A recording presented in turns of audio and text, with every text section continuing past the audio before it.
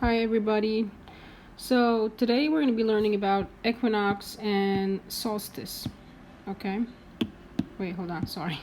So these are the two things we're going to be learning about today. I know the words look kind of confusing, but it's going to be easy. I know it's the first time you hear about them, but I'm going to try to make this easy for you. So the word equinox means equal night.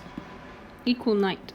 During an equinox, the Earth's axis does not tilt directly toward or away from the sun. Because the Earth moves around the sun, okay, we get up to a point. These are only 2 days per year, okay, where the Earth gets to a point where the tilt doesn't actually make any difference because of the daylight and the night. So you have equal hours of day and night. That means you have 12 hours of day and 12 hours of night. Okay, and this happens 2 days per year only. Let me show you more. So there are 2 equinoxes per year. There's a March equinox.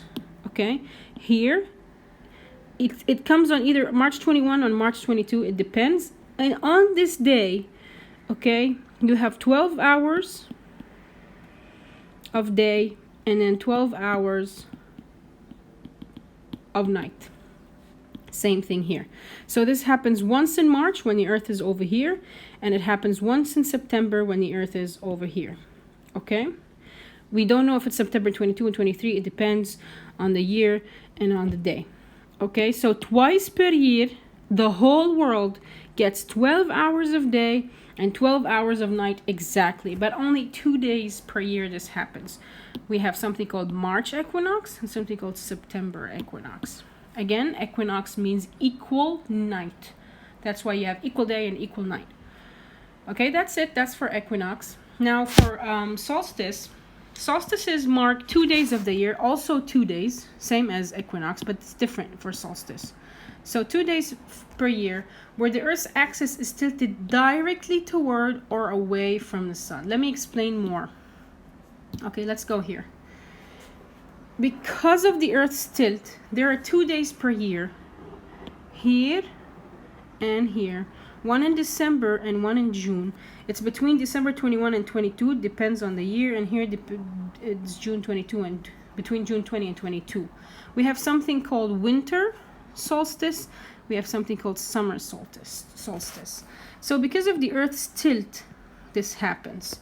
So in winter, in summer solstice, let's start with summer over here.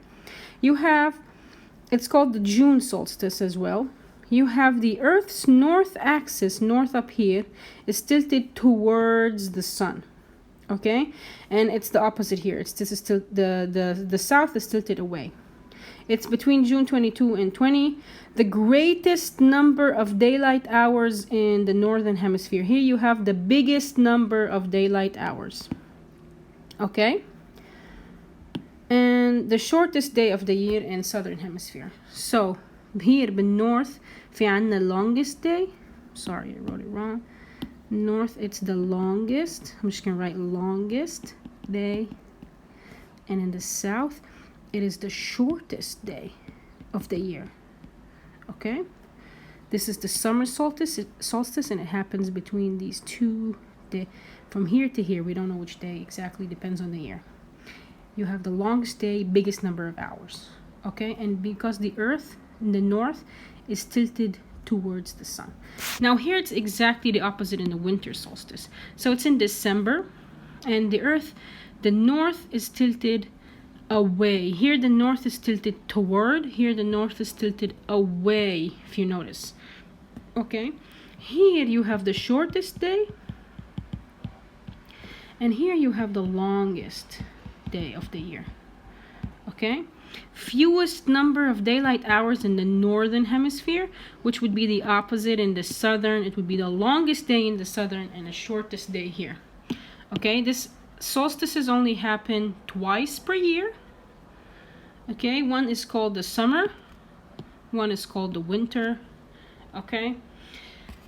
To summarize, the summer happens because the Earth is tilted toward the sun, where you have longest day here in the north, and here In the winter, because the earth is tilted away from the sun, and that way you have the shortest day of the year. Okay, so that's why you have, that's what we call solstices. Okay, here this picture shows you both equinoxes and solstices. Okay, let's look at that. Equinoxes, they happen in September. You have the September and the March equinox. The September one and the March one, they both have equal day and equal night all over the world. Okay, and here you have in the north, because it's tilted towards, in the December you have the longest day. And here, because, sorry, it's the opposite. In December it's tilted away. This is the north. It's tilted away, so here you have the shortest day in the north, and here, because it's tilted towards the sun, you have the longest day in the north. Okay, this is called the summer solstice. This is called the winter solstice. So this is, in summary, whatever all you have to know for today. I know it might sound confusing, but it's really not. Just look at the table and the diagrams, and all you have to know is a couple of dates, a few days, and that's it. Okay, let's look at this last one. So you have the seasons. Okay, and how equinoxes and solstices affect the seasons. So basically here it's the summer for the northern hemisphere and winter for the southern hemisphere. Okay, you have more hours of sunlight up here, less hours of sunlight here. Here in December you have less hours of sunlight up there, more hours of sunlight down here. Okay, that's why you might have winter here in, like, say, in Canada, and in Australia you might have summer. Okay, these are the two equinoxes, one in September and the other in March, and all of this happens because the earth is tilted 23.5 degrees. Okay, if you have any questions, please let me know. Send it on Shobi. Finish your class instructions. Good luck.